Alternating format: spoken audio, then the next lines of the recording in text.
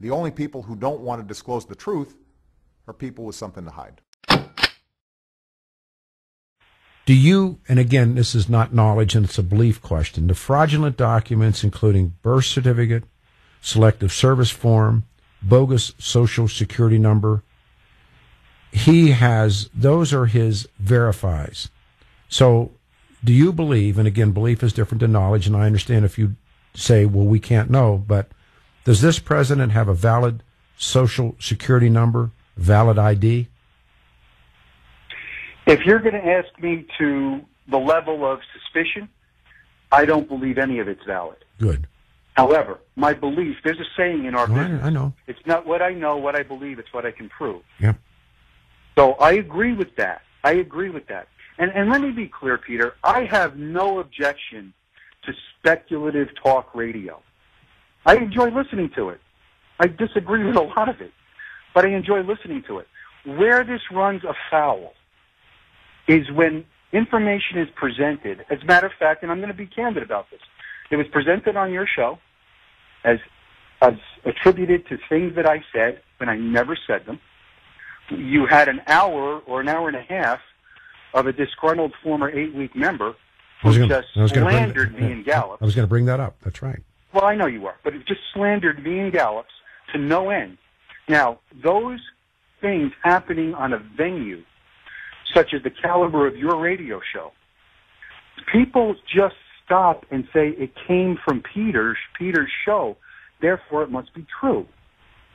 And that's the problem I have with speculative talk radio, especially when it's about this subject. I have no issue with everybody throwing out their theories. The issue I have is those theories begin to turn into truths, and truths that are now taken into a narrative that give you a logically false premise.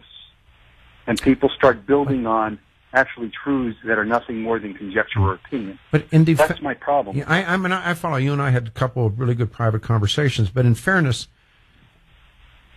the truth about Barack Obama's life is only kept alive in a couple of places.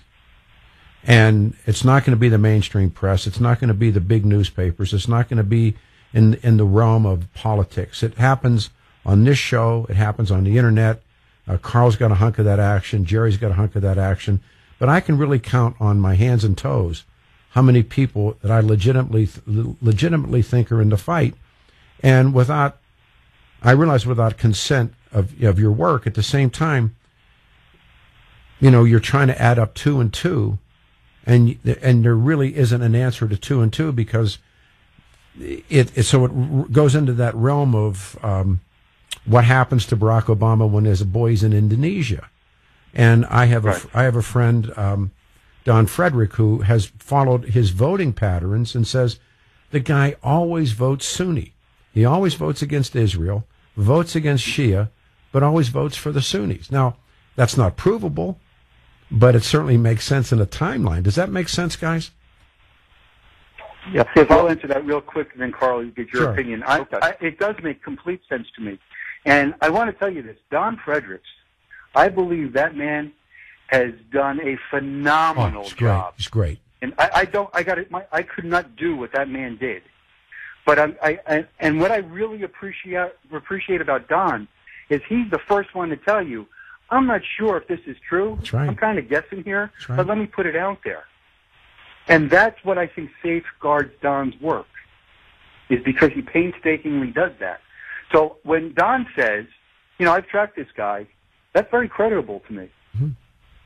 But as an investigator, I've used Don's work in our investigation. The way Don lays it out is he always puts in the supporting documentation to any fact that he's talking about. It makes it extremely easy for me to go verify myself. And the big question that you always have to ask yourself is, how do I know this? How do I know this to be true? And that works you backwards. And if you look at Barack Obama's past, I can't get to how do I know this because everything is a rabbit trail or a dead end. It's true. So there is a problem with his past. And that's why... And there is a problem. Yeah, it works more in the realm of belief, but in the scientific method, you're really doing more eliminating, and you point that out in investigating, you're doing more of eliminating until you really get down to what really is left standing. Well, if you look at it, sir, it's called deductive reasoning. That's right. And what a lot of, quote, and I hate to use this pejorative term because it's the only way I can identify it, a lot of people in the birther movement use inductive reasoning, where they start off with a premise and then open it up and try to make everything prove their premise. And work backwards. And work backwards. And it's proven that brings you to an incorrect conclusion, even though it looks like it was logically done. Mike, who is he? You know, I don't know if I have the answer to that question. What I can tell you is I don't believe he is who he purports to be. That's my answer. I know that we've had back and forth as far as, you know, your friend and my friend, Joel Gilbert. Sure. Good guy. Great guy. But we disagree on the conclusion of his movie. Yep. However, now going into speculative areas, and I want to be clear. I mean, I'm sorry, cops do this. You do come up with speculative theories.